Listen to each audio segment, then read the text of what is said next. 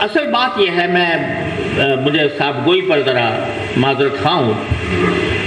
اصل بات یہ ہے کہ ہمارا جو سیاسی نظام ہے وہ غلام ہے،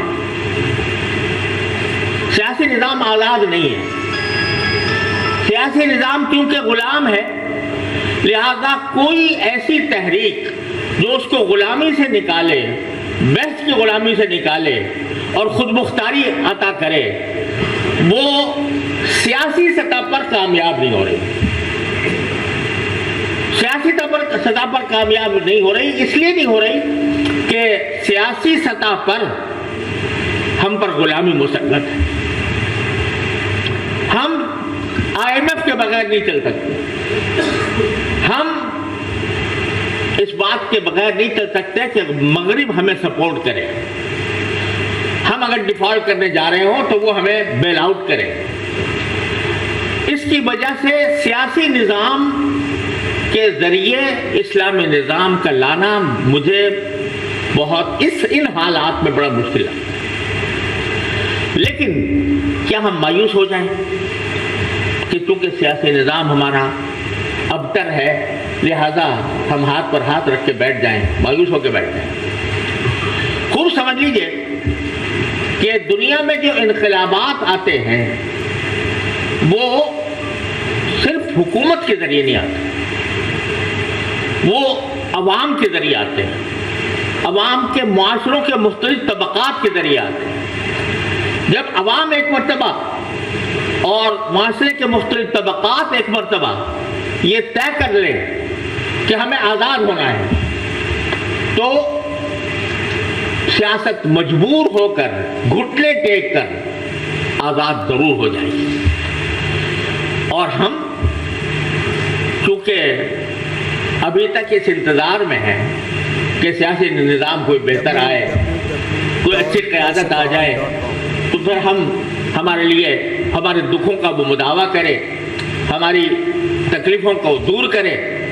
اس انتظار میں ہم بیٹھے ہوئے ہیں۔ الیکشن پر الیکشن ہوتے جا رہے ہیں اور ہر الیکشن میں دھاندلی کے نعرے بلند ہوتے ہیں، پھر الیکشن کا مطالبہ ہوتا ہے، یہ سلسلہ چل رہا ہے۔ اس صورت میں میں اس وقت جو گزارش کرنا چاہتا ہوں وہ یہ ہے کہ ہمارے معاشرے کے جو مختلف طبقات ہیں وہ سیاست سے قطع نظر کر کے ملک و ملت کی فلاح و بہبود کے لیے اکٹھے ہوں، جمع ہوں، سوچیں اور سوچ کر راہ نکالیں کہ ہم کس طرح اس غلامی سے نکل سکتے ہیں۔ مثال کے طور پر یہ سودی کا معاملہ ہے، ٹھیک ہے سیاسی سطح پر اس معاملے میں سرد مہری ہے اور وہ کوئی سنجیدگی کے ساتھ قدم نہیں اٹھایا جا رہا، اگرچہ یہ میری معلومات ہیں کہ اسٹیٹ بینک میں بھی اس کے اوپر کچھ کام ہو رہا ہے اور اسٹیٹ بینک کے لوگ کے ہاں بھی اس کے اوپر ایک کمیٹی بنی ہوئی ہے۔ لیکن جس سطح پر، جس بلند سطح پر جس تیز رفتاری کی ضرورت ہے وہ نہیں۔ لیکن میں کہتا ہوں کہ ہماری تاجر برادری کسی بھی ملک کی شہرت ہوتی ہے۔ اگر تاجر برادری مضبوط ہے اور وہ اپنے سامنے ملک و ملت کی فلاح و بہبود کا نقشہ رکھتی ہے تو بالآخر وہ سیاست کو بھی مجبور کر سکتی ہے کہ وہ صحیح راستے پر آئے۔ تو میں یہ سمجھتا ہوں کہ جیسے دنیا میں تھنک ٹینک ہوتے ہیں وہ اس بات پر غور کرتے ہیں، طویل المیعاد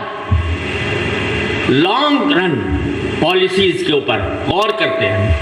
اور اس میں یہ طے کرتے ہیں کہ ہمیں کس طرح مرحلہ در مرحلہ آگے بڑھنا ہے۔